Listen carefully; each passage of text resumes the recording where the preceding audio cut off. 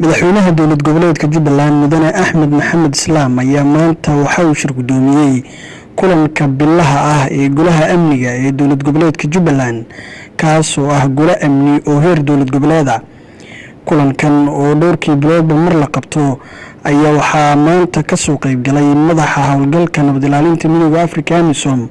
Ambassador Francisco Madera iyo mas'uuliyiin kale oo ka socday howlgalka nabad ilaalinta midowga Afrika AMISOM.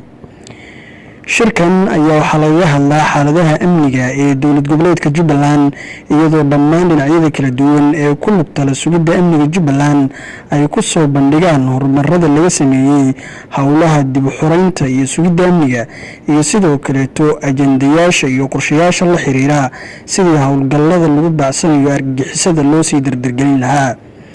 shirka maanta ayaa laga hadlay sidii AMISOM iyo Jubbaland ay isaga kaashan lahaayeen howlgallada la qorsheynayo in laga xoreeyo kooxda Al-Shabaab deegaanada ay weli ku harsan yihiin